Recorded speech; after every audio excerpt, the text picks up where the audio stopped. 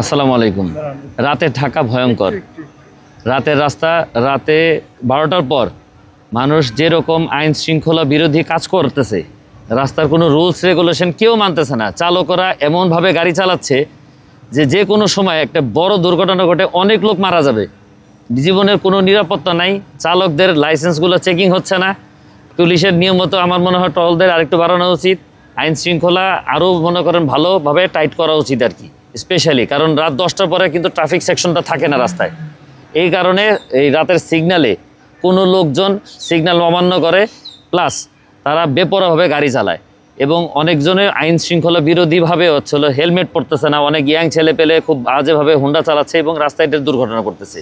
এটা তো আপনি বলছেন মানে যারা ইয়াংদের কথা বা যারা চালাচ্ছে, কিন্তু আইন শৃঙ্খলা রক্ষাকারী বাহিনী তো মানে বিশেষ করে আমরা আর্মিকে দেখছি রাস্তায় তারা টহল দিচ্ছে।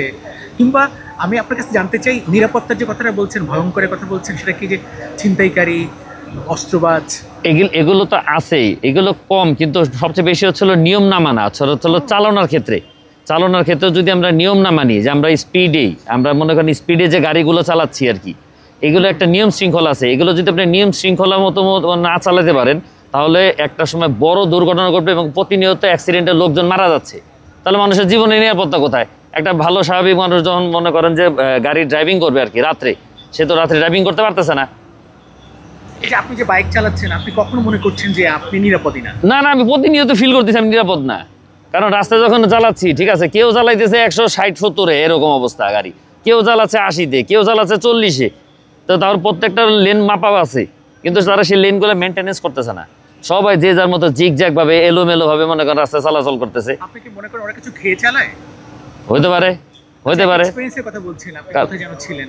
হ্যাঁ, আমি আবুধাবিতে 4 বছর ট্যাক্সি চালাইছি আর কি। আচ্ছা, সেখানে 24 ঘন্টা 365 দিনই এগুলো মেনটেনেন্স করা হয়।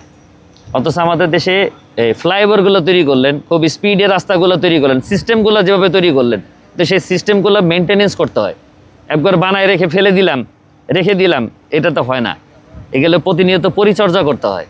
ফ্লাইওভারগুলো পরিচর্যা করতে হয়, নিয়ম শৃঙ্খলাগুলো পরিচর্যা করতে হয়, ক্যামেরা ফিট করতে হয়। এখানে রাডারের ব্যাপার আছে, ঠিক আছে, রাডার ক্যাচ করবে আর কি, স্পিড লিমিটটা থাকবে। অনেকে মানুষ স্পিড লিমিট এগুলো মেনটেনেন্স করে না। তো এখানে চালাইতে হবে 60 থেকে 70, সেখানে চালাচ্ছে 120। রাতে ফাঁকা পাচ্ছে, ইচ্ছা মতো চালাচ্ছে, পুলিশ নাই। তারা মেন্টালিটিতে তো রাস্তায় তো পুলিশ নাই, কে দেখবে? কারণ আইন শৃঙ্খলা লোকজন থাকে না রাত 12টার পরে। আপনি কি মনে করেন এই 1 বছরে বেশি হলো এই অন্তর্বর্তীকালীন সরকারের সময়ে? না, এটা তো আসলে আমি আসলামই তো মনে করেন গত বছরের আগের বছরে 2 বছরের মধ্যে আমি তো রাস্তায় বেরোইনি। গত 6 মাসে দেখলাম যে এইরকম অবস্থা আর কি। লাস্টে গত 6 মাসে আর কি একটু নজরদারি একটু কমছে আর কি, একটু ঢিলা হয়েছে আইন শৃঙ্খলা, একটু ঢিলা হয়েছে আর কি। ওনারা আসলে হয়তো মেনটেনেন্স করতে পারতেছে না, হয়তো টাইমিং এর একটু ব্যাপার আছে আর কি। অনেক ধন্যবাদ।